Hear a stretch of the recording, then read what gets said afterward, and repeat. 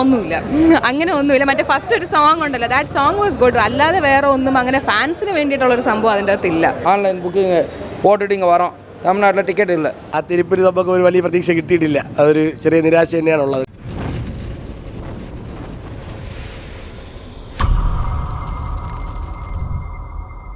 படம் அடிப்படை cinema நல்லாயிட்டு cinema நல்லா இருக்குண்ணா சூப்பராக இருக்குண்ணா. 2 இயர்ஸ் வெயிட் பண்ணுறதுக்கு நல்ல படம். ஆக்ஷன் பேக்கடு நல்லா இருக்கு.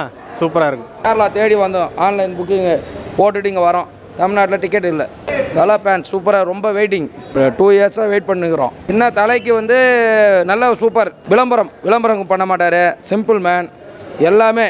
இந்தியாவுக்கு ஆல் இந்தியாவுக்கு கார் ரேசிங்கில் 3rd place வந்திருக்காரு. தலை பெஸ்ட்டு, சூப்பர். ஆனால் என்ன, தலைக்கு வந்து நெக்ஸ்ட்டு வந்து அடுத்த ரேஜ் வந்து நல்ல படம் ஸ்டோரி கொடுக்கணும் டேரக்டர்.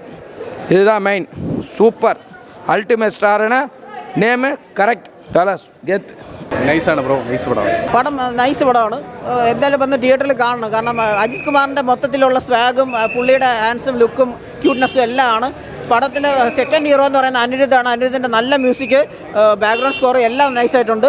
പിന്നെ അതുപോലെ തന്നെ പ്രത്യേകിച്ച് പറഞ്ഞാൽ ഈ പടത്തിലെ DA കളർ ഗ്രേഡിംഗ് ആണ്. കളർ ഗ്രേഡിംഗ് യൂഷ്വലി മോളിവുഡിലോ ടോളിവുഡിലോ ഈ ഒരു ഷെയ്ഡ് വന്നിട്ടില്ല. കാരണം നമുക്ക് KGF-ലൊക്കെ കാണുന്ന പോലെ ഒരു ഡിഫറെൻറ്റ് ഷെയ്ഡ് ഇതിനകത്ത് യൂസ് ചെയ്തിട്ടുണ്ട്. അത് നൈസായിട്ടുണ്ട്. പിന്നെ അതുപോലെ തന്നെ അർജുൻ വില്ലനായിട്ടും റെജീന വില്ലത്തിയായിട്ടും ഭയങ്കര സൂപ്പർ ആക്ടിങ്, ഒന്നും പറയാനില്ല, അടിപൊളിയായിട്ട് ചെയ്തിട്ടുണ്ട്. അപ്പോൾ അത് പ്രത്യേകിച്ച് മെൻഷൻ ചെയ്യേണ്ട ഒരു കാര്യമാണ്. പിന്നെ മൊത്തത്തിൽ മ്യൂസിക്കും എല്ലാം വെച്ചിട്ട് നല്ലൊരു ഇൻ്റർവെൽ പഞ്ചുണ്ട്. ക്ലൈമാക്സ് നൈസായിട്ടുണ്ട്. മൊത്തത്തിൽ ഒരു നല്ല പടം. ഫസ്റ്റ് വാച്ചിങ് തിയേറ്റേഴ്സ് എന്നേ പറയാനുള്ളൂ. പിന്നെ ഭയങ്കര ഒരു ഹൈപ്പിൽ വരേണ്ട ഒരു എബോ ആവറേജ് പടമാണ്. എന്തായാലും വന്ന് കാണാം. സിനിമ നമ്മളെ മകരത്തിന് വേണ്ടിയിട്ട് പടം വെച്ച് നോക്കുമ്പോഴത്തെ ഒരു ആവറേജ് റെസ്പോൺസ് ഫീൽ മാത്രമേ നമുക്ക് പടത്തിന് കിട്ടിയുള്ളൂ. പക്ഷേ തലേനെ മുമ്പിറങ്ങിയ 2 പടം വെച്ച് നോക്കുമ്പോൾ ഈ പടം അത്യാവശ്യം നല്ലൊരു സിനിമ തന്നെയാണ്. സ്ക്രീൻ പ്രസൻസും മേക്കിങ് കാര്യങ്ങളൊക്കെ ഓക്കെയാണ്. പക്ഷേ സ്ട്രോങ് ബേസ് ഇല്ല, അത് തന്നെയാണ് മെയിൻ പോരായ്മ. പക്ഷേ തലേൻ്റെ കോംബോയും തൃശ പെയർ അതെല്ലാം ഓക്കെയാണ്. പക്ഷേ നമുക്ക് ഒരു സ്ട്രോങ് ബേസ് ഇല്ല. അത് തന്നെയാണ് പടത്തിൽ ഏറ്റവും വലിയ പോരായ്മയായിട്ട് ഫീൽ ചെയ്തത്. പിന്നെ ചില പടങ്ങൾ മോശമാണെങ്കിൽ പോലും, അല്ലെങ്കിൽ ഒരു ആവറേജ് സ്ക്രിപ്റ്റ് ആണെങ്കിൽ പോലും BGM കൊണ്ട് അനിരുദ്ധ പിടിച്ചു നിർത്തിയിട്ടുണ്ട്. പക്ഷേ ഈ പടത്തിൽ അതുമില്ല. തുടക്കം മൂലം അവസാനം ഒരു ഒറ്റ BGM, ക്ലൈമാക്സ് ആയപ്പോഴത്തെ ആ പത്തിക്കുച്ചി പാട്ട് കൊണ്ടിട്ട് അങ്ങ് തീർത്ത് കളഞ്ഞു. അത് മാത്രമേ ഉള്ളൂ. പക്ഷേ മുമ്പത്തെ 2 പടം വെച്ച് നോക്കുമ്പോൾ തലേൻ്റെ പടമായിട്ട് ഓക്കെയാണ്. ആ കാത്തിരിപ്പിൽ നമുക്ക് ഒരു വലിയ പ്രതീക്ഷ കിട്ടിയിട്ടില്ല. അതൊരു ചെറിയ നിരാശ തന്നെയാണുള്ളത്. കാരണം മുമ്പത്തെ 2 പടം വെച്ച് നോക്കുമ്പോൾ ഈ പടം ഓക്കെയാണ്. ഉറപ്പായിട്ട് ഗുഡ് ബൈ ഡെക്ലിയൊക്കെ വേറെ ലെവൽ ഹൈപ്പായിരിക്കും. അത് ഉറപ്പായിട്ടും തീർക്കും തോന്നുന്നുണ്ട്. ആ പ്രതീക്ഷയിലാണ് നിൽക്കുന്നത്. ഇതും നമ്മൾ ആ ഒരു പ്രതീക്ഷ ഉണ്ടായിരുന്നു. പക്ഷേ മേക്കിംഗ് ഒക്കെയാണ്, സ്ക്രിപ്റ്റ് വൈസ് അത്യാവശ്യം നന്നാക്കായിരുന്നു. തുനു വെച്ച് കമ്പയർ ചെയ്യുമ്പോൾ ഇത് വേറെ ലെവലാണ് ഇവിടെ. കാരണം അതുപോലെ പാസങ്ങളോ കാര്യങ്ങളോ വല്ലാണ്ട് കയറ്റിയിട്ടില്ല. അത് വെച്ച് നോക്കുമ്പോൾ അത്യാവശ്യം നമുക്ക് ആക്ഷൻ അതിനാണ് പടം. പക്ഷേ മുമ്പത്ത് നമ്മൾ തടം കണ്ടിട്ട് വരുമ്പോഴത്തേക്കും നമുക്ക് ആ ഒരു ഫീൽ വരുന്നില്ല. തുനു കാര്യങ്ങൾ വെച്ച് നോക്കുമ്പോഴത്തേക്ക് ഈ പടം വേറെ ലെവലാണ്.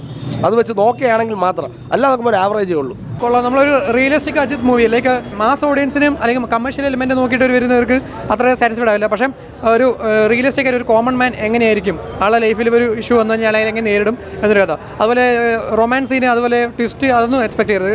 ലാസ്റ്റ് ഒരു 25 മിനിറ്റ് നമുക്ക് അജിത്തിൻ്റെ ഒരു വിളയാട്ടം എന്ന് പറയാം, അടിപൊളിയായിട്ട് ലാസ്റ്റ് ഒരു അടിപൊളി ക്ലൈമാക്സ് ഒക്കെ നല്ല കിടിലായിരുന്നു.